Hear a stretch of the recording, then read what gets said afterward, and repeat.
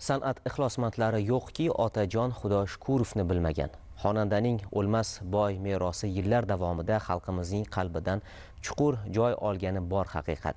Davlatimiz rahbarining e'tibori va tashabbusi bilan To'rtko'l tumanida uning nomidagi amfiteatr tashkil etilganida ham katta ma'no bor. U yerda tashkil etilgan konsert dasturi va amfiteatr ochilish marosimidan muxbirimiz xabar qiladi. Atır gülçerep çöllerden, gülü reyhan çemenlerden. Atır gülçerep çöllerden, gülü reyhan çemenlerden. Bizning bu güzel yerlerden eser ceyhun şemalları. Eser Ceyhun shamollari bu ohang bugun To'rtko'lda boshqacha jo'shqin yangramoqda. Chunki xalq sevgan san'atkor ulug' Otajon Xudoshukurovning nomidagi amfiteatr mana o'z eshiklarini ochdi bugun xalqqa ayni daqiqalarda. Va bu nafaqat prezidentning milliy madaniyatga, balki xalqning qalbiga berilgan yuksak bahosi, yuksak e'tirof ramzidir. To'rtko'lliklarning yana bir orzusi ushadi. Otajon Xudoshukurov nomidagi amfiteatr barpo etildi. Aslida bu xalq tashabbusi, davlat e'tibori va milliy qadriyatlarga bo'lgan hurmatning amaliy ifodasi. Prezidentimiz Shavkat Mirziyoyevning Qoraqalpog'istonga tashrifi davomida to'rtko'lliklar tomonidan bildirilgan taklif qisqa vaqt ichida amaliy natijaga aylandi. Bugun ko'rib turganingizdek 2000 o'rinli zamonaviy amfiteatr foydalanishga topshirildi. 13 milliard so'm mablag' evaziga bunyod etilgan yangi madaniyat koshonasi endi To'rtko'lning asosiy madaniy maydoniga aylandi. Eng muhimi, u milliy san'at va madaniyatni targ'ib etishga xizmat qiladi. Otajon Xudoshukurovni men yerdan bilaman. Endi ol mana екі сақылдың бөлбөлі дейді ғой. Amudaryoning su жағасындағы ең атақлы havozы baland бүткіл Азия елдеріне танылған. Халқымыз қуанышты, әсіресе құрметті президентіміздің кешегі мәдениетшілерге арнап өткерген видео селекторынан кейінгі үлкен сауға болды деп есептейміз да. Жүдә әтібар күшті болып тұрыпты.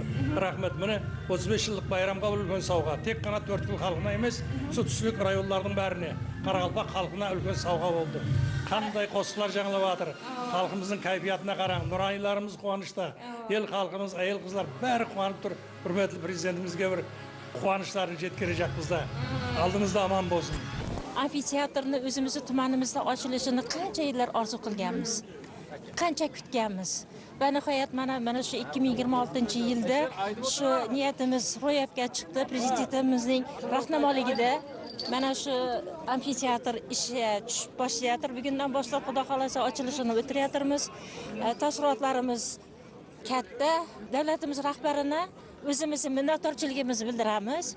Qaysi yurtda tinchlik bo'lsa, shu yurtga to'ylar yarashadi. Mana bugun bizani tumanimizda to'y desak bo'ladi. Katta shodiyona to'y.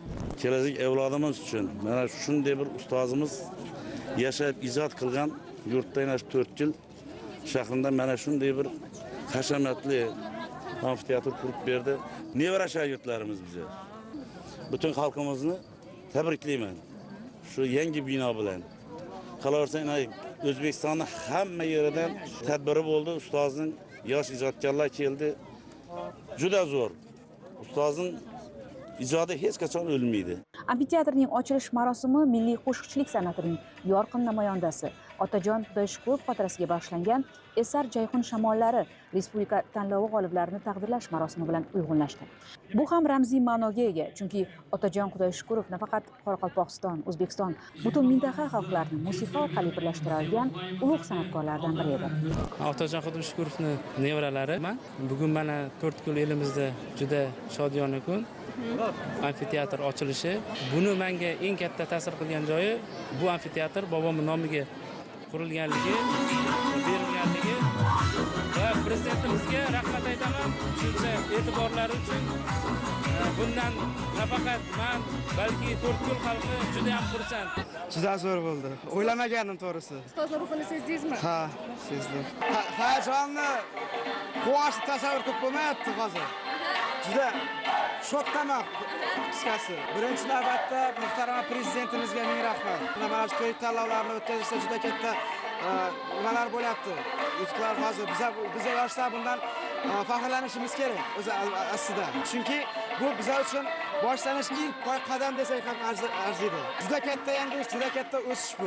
Amfiteatrning ochilishi bu qadim To'rtko'lning yana bir yangi manzili, yangi lokatsiyasi.